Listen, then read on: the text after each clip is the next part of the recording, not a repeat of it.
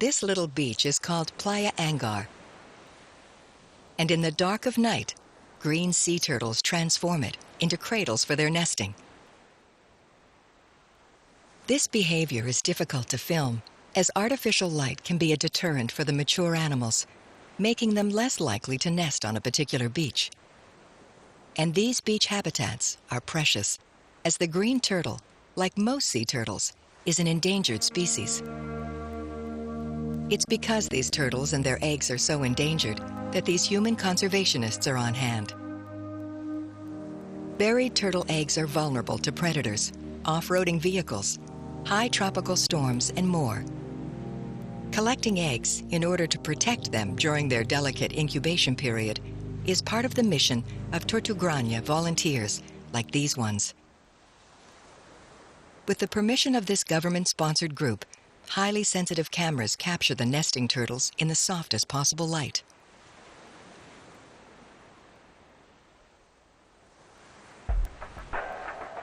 A mature green sea turtle can be the circumference of a small tabletop, but weigh as much as an upright piano. Most frequently, her nesting will happen at night, when it's cooler and quieter for the animal.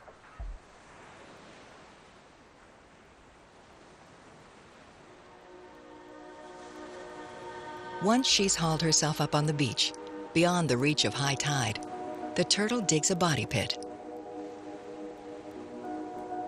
Using all 4 flippers, she excavates a huge volume of sand. An exhausting process that can take almost half an hour.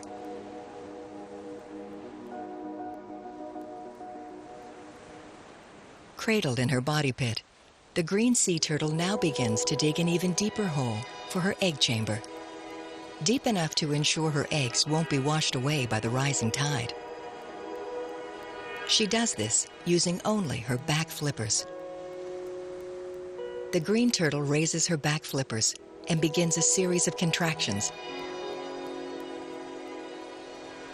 With every contraction, she lays multiple eggs into the sand. The people who assist in this process are like midwives, in keeping with the tradition of the Mayan goddess for whom the island was named. Entonces, cuando la tortuguita escarba, está escarbando, ya que ven que se queda quietecita, se va por atrás muy despacito para que no la asuste. Though it might seem like this turtle is weeping tears during her birthing process, she's actually taking the opportunity to secrete excess salts accumulated from her time swimming in the ocean. By the time she's finished, she will have laid between 100 and 150 eggs. A collection of eggs like this is known as a clutch. These volunteers collect the eggs for the turtle's benefit, to protect the next generation of the animal from possible early harm. The volunteers will take these eggs back to the Tortugrania, a turtle sanctuary. There, they'll bury the eggs all over again, for a number of good reasons. A buried clutch allows the egg embryos to remain at optimal temperatures. Studies indicate that warmer nests tend to produce female hatchlings, while colder nests tend to produce males. Burying the clutch also allows the eggs to remain moist, rather than drying out, exposed to the elements. Each egg is close to the size of a ping-pong ball and lacks a hard shell. Their spongy nature allows them to drop into the nest without cracking. Finally, burying the eggs helps protect them from hungry predators, ranging from crabs to raccoons. A turtle's egg is a delicacy for such predators, and for humans too. Mayans of the Yucatan ate turtle eggs, as well as their meat, for thousands of years.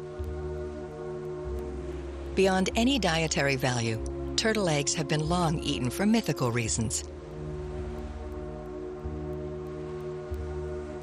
Even in the 21st century, despite no scientific evidence, myths persist that eating a turtle's egg is a powerful aphrodisiac and a boost for male fertility.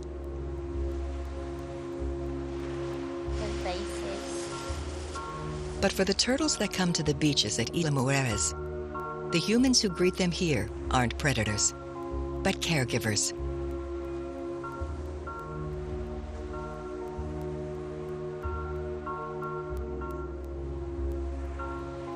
Isla Mujeres es el primer lugar donde por muchos tiempos se ha cuidado la tortuguita. Como 30 años que llevamos con el programa. Somos pioneros de acá de cuidar este animalito.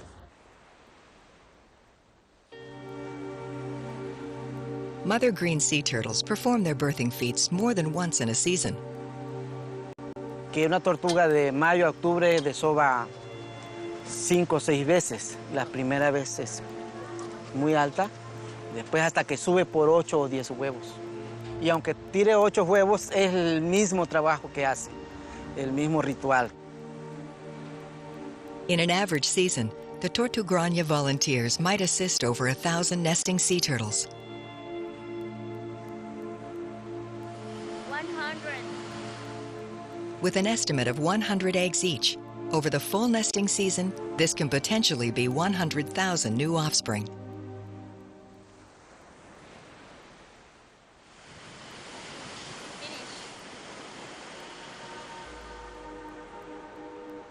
Tortugrania volunteers collect the clutches of eggs into simple, recyclable carryalls, giving whole new meaning to a clutch purse.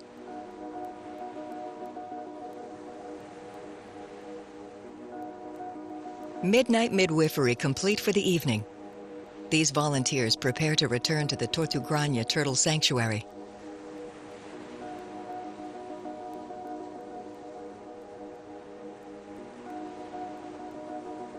Mother green sea turtles do not raise their young. Having laid her eggs, her work here is finished.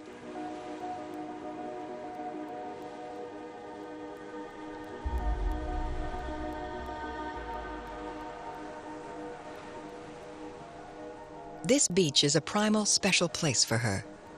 It's likely, in fact, that this is the exact same beach from which she was hatched, some 20 to 50 years ago. Now, in her sexual maturity, she's been drawn back to the location, pinpointing it from potentially an ocean away. What is most mysterious to us is that these turtles may come out of an egg, crawl into the ocean, and disappear for 20 years, swim right across the Atlantic, then come back in a huge circle of thousands of kilometers, and they go back to the very same beach where they hatched and where they spent minutes of their life, go exactly back to the same beach to lay their eggs. And it's a mystery how they can find their way from across the world, literally speaking, to that one place that they call home.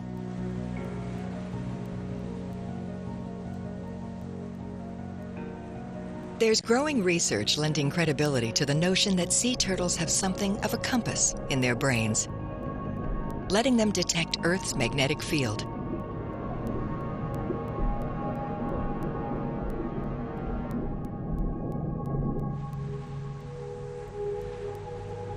Should fate or ancient Mayan goddesses be kind, this green sea turtle's hatchlings will also carry Playa Angar Beach as an internal lodestone. A lodestone that will never leave them for all of the 80 years a lucky sea turtle might live its life.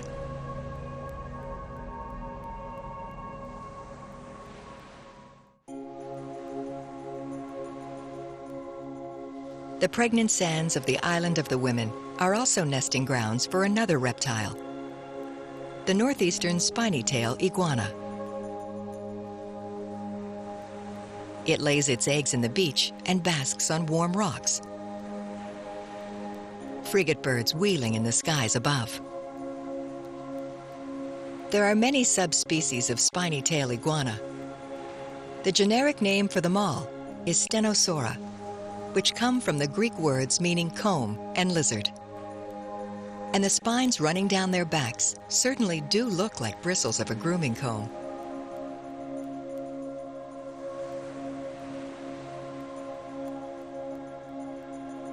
This particular northeastern spiny tail seems caught in the middle of a grooming mishap. Its chin resembling a man's after a shaving cut, with a piece of blotting tissue hanging off the wound. But it's actually just in the process of shedding skin. It's a frequent and healthy, albeit patchy, occurrence as the animal continues to grow. The spiny-tail iguana is the world's fastest lizard. In short bursts, it can run at speeds over 30 kilometers per hour. The species ranges from Mexico's east coast, found in places like tiny Isla Mujeres, as well as high-traffic, touristy Cancun.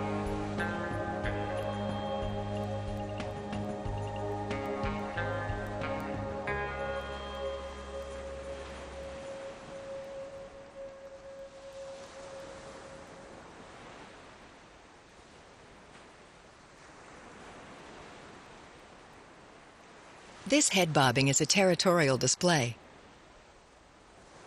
The animal is defending its space against intruders, like this great-tailed grackle.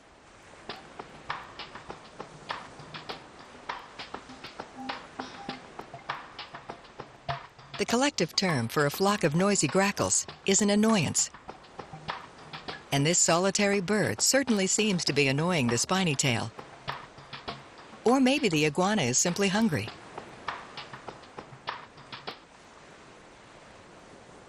It's primarily a herbivore, but it's also an opportunistic eater and won't pass up meat when given the chance, as the crab emptied from this shell might attest.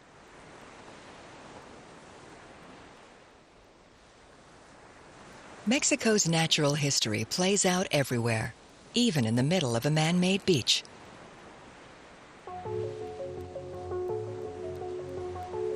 The beach here at Cancun is big business. This epic stretch of white sand first attracted a resort area in the 1970s. Hotels were built to straddle the dunes of this barrier island. But as wind and waves continually blasted this shore, the sand scoured away and threatened the postcard-perfect views.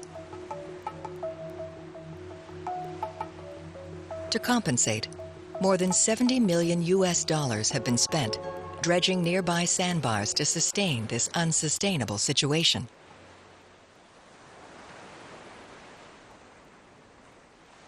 With the volume of sand imported here to date, you could build almost 8 sandcastles of the Empire State Building to scale.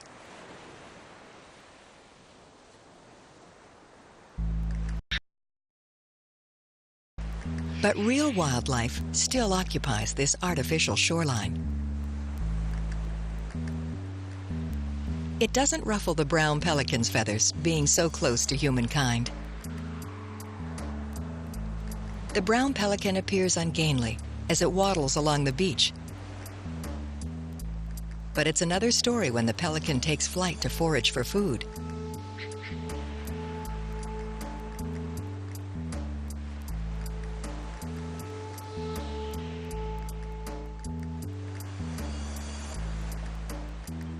It dive bombs between bathers, filling its bill, and finding the shallows are generous with fish.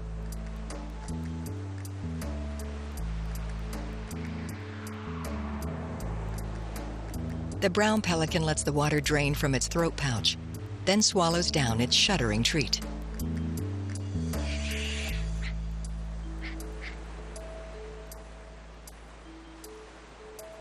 Some tourists consider the pelican population to be a nuisance. Like seagulls, they're birds that congregate around human food scraps and can leave a lot of droppings on the beach.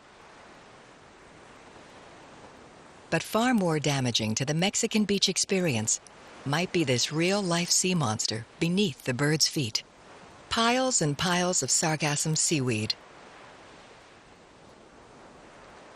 In recent years, this thick, red-brown seaweed has been clogging the boundary between beach and sea in record-setting amounts. Because it reproduces asexually, some consider it to be one big creature, the largest organism in the world.